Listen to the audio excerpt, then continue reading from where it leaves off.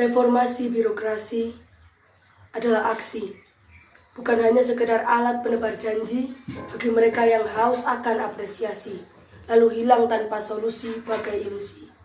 Saya Sasi, ini narasi, nasib rakyat seluruh Indonesia.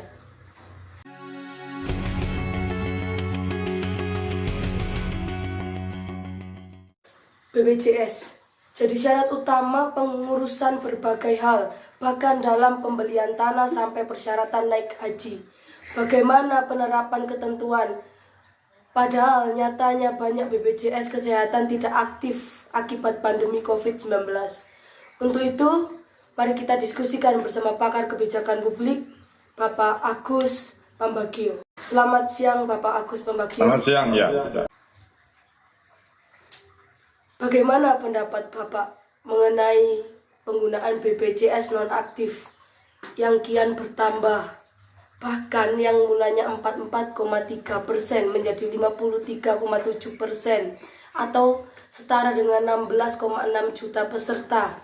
Bahkan dalam situasi ini BPJS digunakan sebagai acuan pengurusan berbagai hal. Apa itu tidak mempersulit? Diatur di Undang-Undang 40 tahun 2004, ya kan, di mana di pasal 4 huruf G itu jelas bahwa BPJS itu wajib. Oke, betul. Menurut undang-undang yang Bapak sampaikan tadi, BPJS adalah hal yang wajib dimiliki. Namun, berdasarkan data yang disampaikan oleh BPJS, sekitar 35 juta jiwa belum terdaftar sebagai pengguna BPJS. Lalu bagaimana caranya agar mereka mau? Tentunya didorong dengan impresi ini kan. Lalu apa cara tersebut sudah sesuai? Dengan mewajibkan BPJS sebagai berkas pembuatan SIM dan STNK. Katanya mau menjadi warga negara yang baik, ya harus diikuti kan. Soal pelayanan tidak baik itu pelayanan BPJS kesehatannya kita perlu kritisi. Saya sering berhubungan, kalau tidak kan saya menerima banyak pengaduan, saya langsung kritik kenapa ini nggak bisa, kenapa ini begitu. Kita tetap harus kritis dalam hal itu. Tapi ini adalah perintah undang-undang. Kalau kita mau mendapatkan layanan publik, misalnya ini nanti mau pemilu, kan di daftar, pasti daftarnya pakai NIK itu. Karena di sini pokoknya adalah NIK itu, di Dukcapil, di Kementerian Dalam Negeri. BPJS bagian saja, SIM bagian saja, nanti apalagi misalnya BPJS Ketenagakerjaan itu bagian saja. Makanya saya dorong bahwa undang-undang rahasiaan pribadi, data pribadi itu harus cepat disahkan supaya kita aman, karena data pribadi kita ada di NIK. Lalu bagaimana dengan iuran yang wajib dibayarkan tiap bulannya? Bagaimana jika pengguna BPJS tidak bekerja atau bahkan kesulitan dalam ekonominya? Kalau tidak mampu bayar pakai PBI, tapi harus punya nomor BPJS, ya kan gitu. Kalau Anda bekerja kan dibayar, atau Anda punya usaha sendiri Anda bayar 1, 2, 3 terserah. Kita semua tahu bahwa kondisi ekonomi pasca pandemi saat ini belum bisa dikatakan baik-baik saja. Apa semendesak itu untuk mewajibkan memiliki BPJS kesehatan di tengah ekonomi yang belum pulih sepenuhnya? Bagaimana pendapat Bapak mengenai masyarakat yang tidak ingin mendaftar karena mereka melihat pengalaman buruk dari saudara, teman, kerabat yang mengalami kendala dalam penggunaan BPJS kesehatan? Ya pasti ada lah keluhan, nggak mungkin gampang, dan itu yang harus diperbaiki oleh pemerintah kan, pemerintah daerah terutama. Makanya data itu harus betul dulu, karena kalau datanya ngawur ya pasti akan lama, karena harus verifikasi. Apa yang dilakukan Bu Menteri Sosial waktu itu soal cleansing data, yang banyak data yang tidak miskin tapi dibilang miskin, kan itu salah satu persoalan. Baik, Pak Agus, BPJS diwajibkan di semua hal dan BPJS bukan tanpa catatan. Sebenarnya apa sih yang perlu ditingkatkan dari pelayanan BPJS? Ya, pertama adalah data harus online semua, makanya perlu ada, kan kita yang namanya satu data Indonesia belum pernah ada. Undang-undangnya sudah ada, perpresnya ada, tapi tidak tahu ada di mana itu.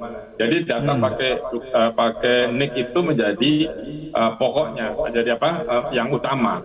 Nah sekarang pelayanan BPJS harus tetap meningkat karena pelayanan itu tidak bisa berhenti, harus terus ditingkatkan karena masyarakat itu permintaannya makin hari makin banyak. Itu yang harus dipenuhi oleh BPJS Kesehatan sehingga orang tidak ditelantarkan, antri tidak lama. Kemudian dan sekarang kan BPJS Kesehatan sudah surplus, sudah tidak minus, sudah bayar semua rumah sakit, kemudian toko obat dan sebagainya. Jadi harusnya bisa untuk peningkatan pelayanan. Baik. Baik, terima kasih atas waktunya untuk Bapak Agus Pambagio selaku pakar kebijakan publik Indonesia. Baik, dari apa yang telah kita diskusikan dengan Bapak Agus Pambagio selaku pakar kebijakan, beberapa kesimpulan yang dapat saya sampaikan diantaranya adalah ada beberapa faktor yang diperlukan dalam hal reformasi birokrasi pelayanan publik di bidang kesehatan, khususnya BPJS. Antara lain, 1. Komitmen kepemimpinan dalam mencapai kinerja yang lebih baik. Ini sangat penting. Yang kedua, pemenuhan dan pendapatan sumber daya yang tepat dalam membangun sistem pelayanan. Jangan memilih orang yang salah, harus mengutamakan right man in the right place. Adanya anggaran yang cukup dan profesional dalam hal meningkatkan performa dan sarana pelayanan. Yang keempat, pengawasan terhadap jalannya pelayanan, apakah sesuai konsep atau telah menyimpang, harus selalu dilakukan pengawasan agar supaya selalu on the track. Kelima, segera melakukan perubahan dan perbaikan.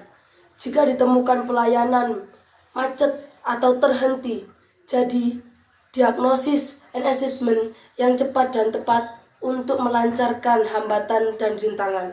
Hal ini harus diimbangi dengan memberikan kewenangan langsung untuk melakukan diskus. 6. Membuka ruang informasi dan keluhan yang jelas, tempat dan mekanismenya. 7. Bekerja sama dengan instansi lain yang terkait dengan bidang hal tersebut dan saling membantu. Ini tentu memerlukan regulasi khusus dalam hal lintas batas atau lintas sektoral pelayanan. Yang ke-8, terbuka dan jujur. Mengakui jika ada kekurangan atau hal yang tidak dilakukan dan jangan disembunyikan. Ini sangat berbahaya karena hanya akan melaporkan hasil yang palsu atau fiktif tentang keberhasilan kerja. 9. Meminta aparat hukum dan organisasi pengawasan eksternal untuk ikut mengawasi jalannya proses yang ada di atas, sehingga tidak ada lagi kolusi, korupsi, nepotisme. Itulah beberapa hal yang kiranya dapat dilakukan oleh pemerintah kita semua untuk bekerja sama mewujudkan pelayanan publik di bidang kesehatan yang lebih baik dan makin hari makin meningkat kualitasnya. Dengan demikian, bangsa kita Indonesia akan menatap masa depan yang lebih baik dan berjaya. Saya Suryaningsasi, ini narasi nasib rakyat seluruh Indonesia.